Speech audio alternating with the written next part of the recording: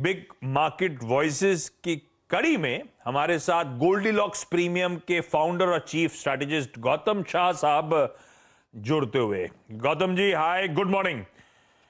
Gautam ji, mood कैसा है? ये 18,000 पे जाते जाते हम 17.5 के नीचे चले गए, 17,200 300 को चैलेंज कर रहे हैं। ये इस करेक्टिव मोड को आप कैसे रीड कर रहे हो? कोई घबराने वाली बात, ज्यादा प्रेशर तो नहीं माउंट होगा? अच्छे वीक ऑन वीक गेन्स के बाद ऐसा तो नहीं है कि ये पिटाई और थोड़ी सी बढ़ती हुई नजर आए? Good morning. देखिए, एक पॉपुलर एफएमसीजी कंपनी का टैगलाइन है दाग अच्छे हैं। हाँ, और आई थिंक उसी को सोच के अगर आई थिंक करेक्शंस भी अच्छे होते हैं बुल मार्केट्स में। हाँ, क्योंकि अगर करेक्शन नहीं होंगे तो आप तेजी में पार्टिसिपेट कैसे करेंगे। एंड आई थिंक मार्केट में 3,000 पॉइंट की तेजी आई, 15,200 से 18,000 ऑलमोस्ट का एक नॉन स्टॉप रन अप था। थोड़े से इंडिकेटर्स ओवरबॉट हो गए थे, ब्रेथ स्टडीज काफी ओवरबॉट हो गए थे, सारे पॉजिटिव्स मार्केट में फैक्टर इन हो गए थे। तो आई थिंक तो और मार्केट ये क्वेश्चन से डील कर रहा था कि ऐसा कुछ फंडामेंटल्स में क्या चेंज हो गया कि 8 हफ्ते में हम 15,000 से 18,000 तक चले गए। तो एक रियलिटी चेक थी 18,000 के आसपास, थोड़ी बहुत प्रॉफिट बुकिंग स्ट्रॉन्गर हैंड्स से वहां पर हुई थी। और अभी जो एक्सक्यूज आया है ग्लोबल मार्केट्स में, आई थिंक ये बहुत नॉर्मल सी करेक्शन है। इसमें ज्यादा सोचना नहीं चाहिए। Market is a buy on dips, market remains very very strong on the medium term charts. और यहाँ से डाउनसाइड ज्यादा नहीं लगता है, क्योंकि 17,000 17,100 का जो एरिया है काफी अच्छा सपोर्ट है। आज हम सुबह उसके आसपास गए थे और वहां से हमने रिबाउंड किया। तो मेरा तो ये मानना है कि इस डिप्स में खरीदारी कीजिए। ओवरऑल मार्केट ट्रेंड स्ट्रांग है, सेक्टर स्पेसिफिक रही है, स्टॉक स्पेसिफिक रही है। हो सकता है इंडेक्स में आपको यहाँ से बहुत बड़ी तेजी नहीं मिले। इंडेक्स 17,100 18,100 के बैंड में अगले 2-3 हफ्ते कंसोलिडेट करे, और जैसे ही हम दिवाली की ओर जाए हो सकता है कि हम नए हाईज बना पाए। सो ओवरऑल ट्रेंड अच्छा है, डरने की कोई बात नहीं है, और ये बाइंग अपॉर्चुनिटी है। तो भाई दाग अच्छे हैं। अच्छे मूव्स के बाद ये जो थोड़ी सी करेक्शन आया है, दरअसल हम और आपको फिर से पार्टिसिपेट करने के लिए मौके दे रहा है, फिर से घुसने के मौके दे रहा है। तो ये खरीदारी करने के जब आप गौतम सर कह रहे हो मौके हैं, तो कौन, फिर अगला सवाल सबके जहन में, हम रिटेल के ही आता है भाई, कौन सी की थीम्स आप क्या आइडेंटिफाई कर रहे हो? आप निफ्टी 50 पे अपने आप को रिस्ट्रिक्ट कर रहे हो या निफ्टी 50 के बियॉन्ड जाने का ज्यादा मन कर रहा है? एक्चुअली अगर आप निफ्टी 50 में भी देखें और अगर आप टॉप 10 कंपोनेंट्स को देखें, तो ऐसा एक माहौल आ गया है जहां पर सारे जो टॉप स्टॉक्स है वो अच्छे कर रहे हैं। चाहे वो आईसीआईसीआई बैंक, एसबीआई हो, एलएनटी हो, आईटीसी हो, एचयूएल हो, भारती हो, सर्टेन आईटी स्टॉक्स हो। अगर आज का मुंह हटा दे तो आईटी स्टॉक्स में भी, इन्फोसिस और टीसीएस में भी नीचे से अच्छा रिबाउंड देखने को मिला। तो लीडरशिप और पार्टिसिपेशन काफी अच्छा रहा है।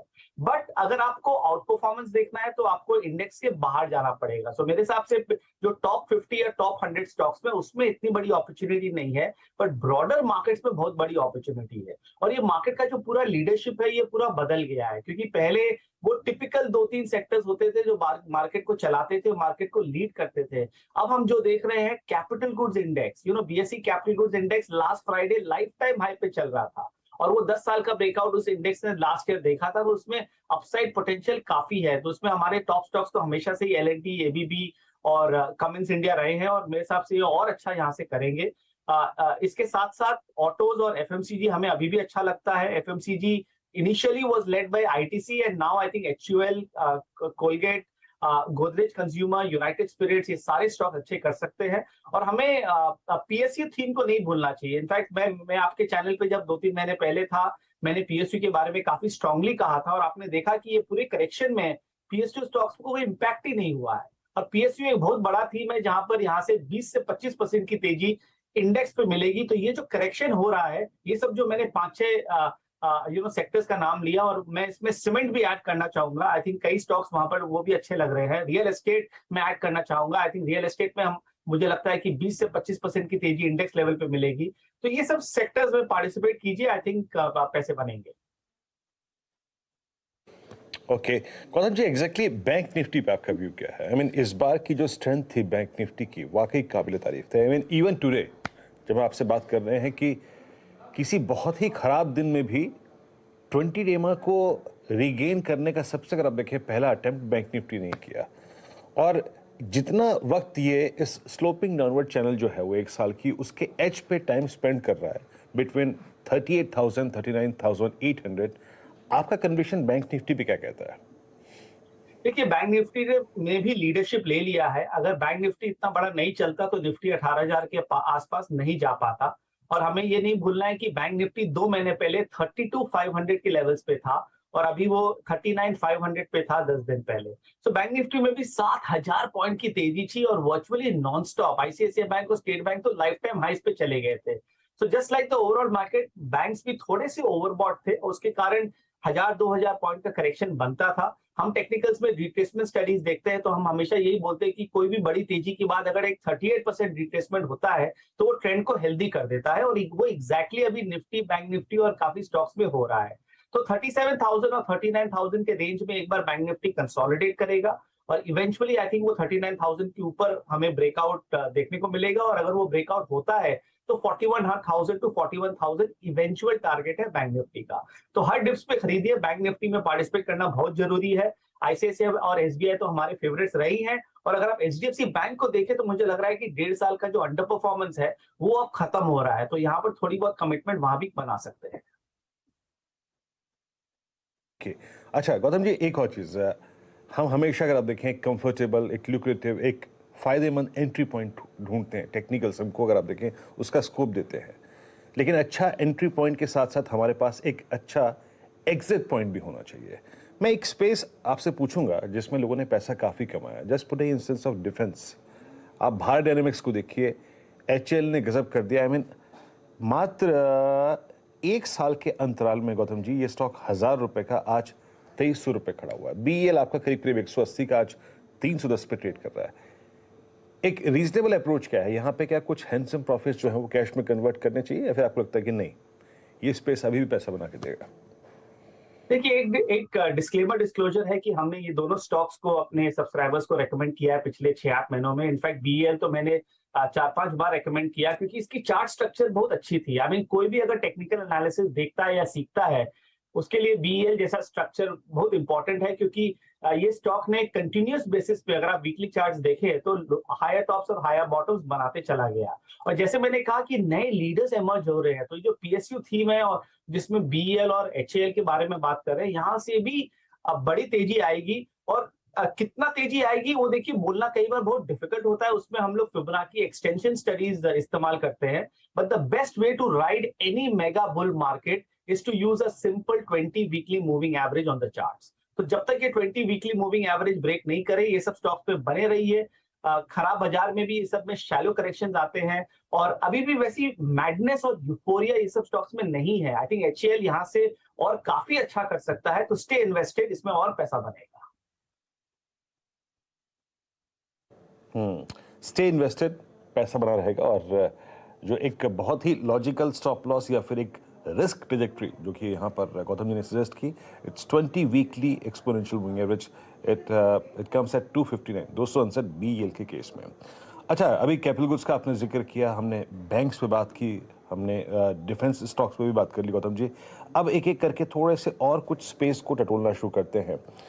NBFCs, I mean historical highs, जब आप कहते हैं कि around Diwali we can touch and we can cross 18,600 on the higher side, without NBFCs और बैंक्स के आप नहीं कर सकते। बैंक्स पे आपका व्यू समझाइए।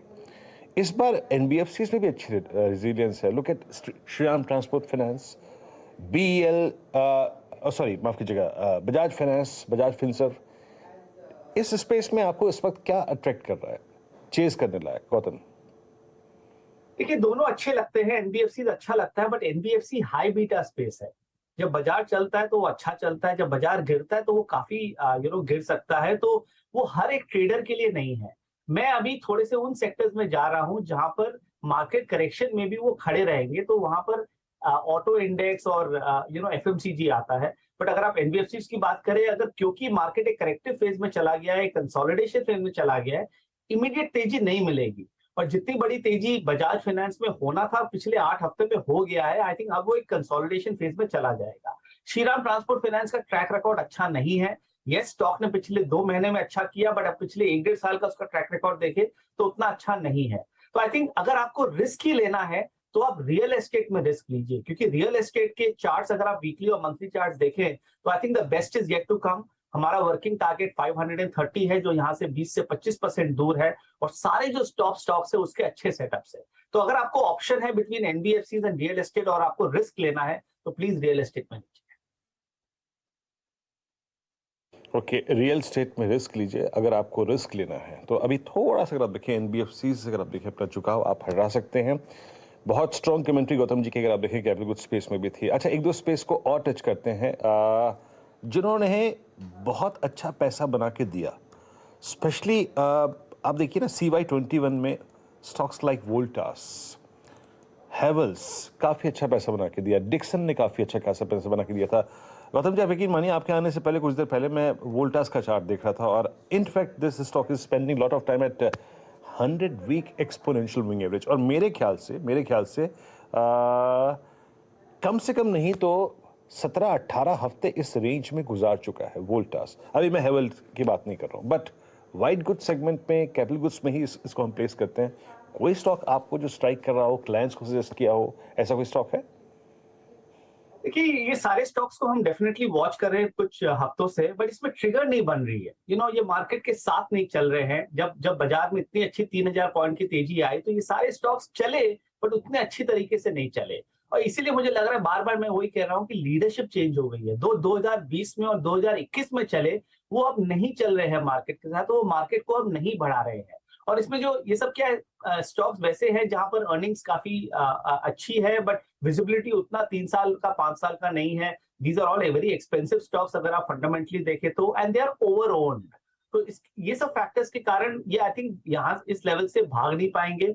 बीच बीच में इनमें ट्रेडिंग अपॉर्चुनिटी मिलेगी, पर आई स्टिल फील कि इसमें कोई मेजर मीडियम अपॉर्चुनिटी नहीं है, तो थोड़ा सा दूर रहना ही बेटर है। अरे गौतम जी, खरीदने के मौके, लेकिन आपने सारे सेक्टर सारे स्टॉक की जिक्र करा, आज आईटी का कोई जिक्र नहीं है। ये दूरी रहने वाला मामला है क्या अभी? देखिए आईटी में तो ऐसा है कि मुझे लगता है बॉटम तो बन गया, बट तेजी नहीं आ रही है, क्योंकि ये बार बार अटेम्प्ट करता है चलने का और फिर यूएस में या फिर ग्लोबल हेडविंड्स के कारण कुछ ना कुछ हो जाता है जिसके कारण इसमें वीकनेस आती है। बट आईटी में मेरा मानना है कि मिड कैप आईटी यहाँ से अच्छा करेगा। पिछले 9 महीने में बहुत बड़ी मंदी हमने देखी मिड कैप आईटी में, जहां पर स्टॉक्स 40-50-60% गिर गए हैं और सब एक अपना फाउंडेशन बना रहे हैं। तो ये जो फाउंडेशन फेज होता है, ये जनरली 8 से 12 हफ्ते लग सकते हैं और कई स्टॉक्स वो बना रहे हैं। तो अगर आप हैप्पीएस्ट माइंड्स को देखें, केपिट को देखें, बिरला सॉफ्ट को देखें, सबके नंबर्स बहुत अच्छे हैं, सबके चार्ट्स भी अच्छे, एलटीआई एलटीटीएस को देखें। आई थिंक अगर मुझे कुछ रेकमेंड करना आईटी में तो मैं मिड कैप आईटी रेकमेंड करूंगा और मैं शॉर्ट टर्म के लिए रेकमेंड नहीं करूंगा। अगर आपका 6 से 12 महीने का व्यू है तो मिड कैप आईटी लीजिए, इसमें अच्छा पैसा बनेगा। शॉर्ट टर्म में बाकी सेक्टर्स में जाइए, वो बेटर है। ये ठीक है। आपने कहा आईटी में बॉटम बन गया है गौतम सर, लेकिन तेजी के इंडिकेशंस अभी नहीं मिल रहे। अब मैं अगर पेशेंटली अपना पोर्टफोलियो कंस्ट्रक्ट कर रहा हूं तो आसान शब्दों में इसका मतलब यह है कि एक्यूमुलेट करने के लिए 6 महीने का सिप करके छोड़ दूं आईटी, है ना? ये बहुत अच्छे मौके देगा अगले 6 महीने में। अगर वो US related slow down, Europe related recession आने हैं तो 6 महीने का सिप कर लूं आईटी में। देखिए एसआईपी तो तब करनी चाहिए जब कोई स्ट्रक्चरल स्टोरी होता है। हाँ। देखिए, और आईटी में मेरे हिसाब से अभी रिस्क रिवॉर्ड बेस्ट है, क्योंकि हो सकता है कि 2-3 महीने बाद वो इतना चल जाए कि एसआईपी करना उतना सेंस नहीं बनेगा। क्योंकि अगर आपको एसआईपी करना ही है तो आप दूसरे सेक्टर्स में कीजिए, आईटी में मत कीजिए, क्योंकि वहां पर एक स्ट्रक्चरल स्टोरी अब नहीं दिखती है। 2020 और 2021 में वो दिख रहा था, सारे पॉजिटिव्स फैक्टर इन हो गए। बट अगर आपको एसआईपी करना है तो जैसे मेरा फेवरेट हमेशा से आईटीसी रहा है, मैंने आपके चैनल पे हमेशा कहा, तो वहां पर अगर आप 200 से 320 तक एसआईपी कर रहे हैं तो आपका पैसा बना होगा। और अगर मेरा एक रिकमेंडेशन है अगर एसआईपी करने का इस लेवल्स पे, तो पीएसयू स्टॉक्स में कीजिए। एक तो आपको डिविडेंड यील्ड मिलेगा, अंडर ओन्ड है, कैपिटल अप्रिसिएशन अच्छी मिल सकती है, और अगर मार्केट में कुछ भी वॉलेटिलिटी आती है लोकल या ग्लोबल तो ये स्टॉक्स खड़े रहेंगे। तो कोल इंडिया, एनटीपीसी, पावर ग्रिड, ये सारे लॉन्ग टर्म स्ट्रक्चर्स अच्छे हैं, इसमें एसआईपी कीजिए। I think you will outperform a very large part of the market. Gautam ji, आखिरी प्रश्न आपसे यहाँ पर, और इस प्रश्न को पूछने से पहले मैं एक्सटर्नल डिस्क्लेमर देता हूँ स्क्रीन पे। जिस स्टॉक पे यानी रिलायंस इंडस्ट्रीज पे जो मैं बात करने जा रहा हूँ, उसका ये जो चैनल है CNBC आवाज, उसका स्वामित्व प्रबंधन रिलायंस इंडस्ट्रीज ही होल्ड करते हैं। गौतम जी, ये जो पूरा का पूरा टाइम फ्रेम था, जुलाई का स्ट्रॉन्ग पुल बैक, अगस्त का बहुत स्ट्रॉन्ग पुल बैक, इसमें रिलायंस के साथ अगर आप देखें थोड़ी सी एक इश्यूज ये थे कि एग्जैक्टली विंडफॉल टैक्स वाली खबर जो थी वो 1 जुलाई को आके इसके स्ट्रक्चर को थोड़ा सा बिगाड़ गई। फ्रेंकली स्पीकिंग, उतना स्ट्रॉन्ग कंट्रीब्यूशन रिलायंस ने इस स्ट्रॉन्ग पुलबैक में अब तक नहीं किया है। आपका रिलायंस पे एग्जैक्टली इस वक्त व्यू क्या है? जितना टाइम ये स्पेंड कर रहा है 2400 से 2600 की ट्रेजेक्टरी में, एक मीनिंगफुल पॉइंट हायर लेवल्स पे और लोअर लेवल्स पे क्या नजर आता है आपको? देखिए, रिलायंस को आप ज्यादा देरी तक नीचे नहीं रख सकते हैं। It has to participate at some point of time, और हो सकता है कि जब भी बाजार 18,000 के ऊपर निकले तब रिलायंस आउट परफॉर्म कर सकता है। अब इसके जो चार्ट्स है वो अच्छे हो गए हैं। पिछले 2-3 हफ्तों में रिलायंस ने जिस तरीके से रिबाउंड किया 2350 2400 से, मुझे लग रहा है कि वहां पर एक जो पुल बैक होनी थी वो कंप्लीट हो चुकी है। अब वो एक रेंज में चला गया है 2400 नीचे की तरफ और 2700 2750 ऊपर की तरफ, और eventually over the next 4 to 6 weeks we see a breakout on the upside. और जब भी वो ब्रेकआउट ऊपर की तरफ होती है तो रिलायंस, मेरा मानना है कि 3000 तक चला जाएगा। हमारा ये लॉन्ग टर्म टारगेट काफी दिनों से है, और आपके जो इन्वेस्टर्स हैं, जो आपके जो व्यूअर्स हैं, उसको रिलायंस जैसे स्टॉक में इस लेवल्स पे इन्वेस्ट करने चाहिए। तो पूरा अगर आप टेलीकॉम स्पेस ही देखिए, रिलायंस और भारती, आई थिंक इसमें वापस एक आउट परफॉर्मेंस आ गई है और इसमें इन्वेस्ट करनी चाहिए। सो हमें तो अच्छा लगता है, और अगर आप पोर्टफोलियो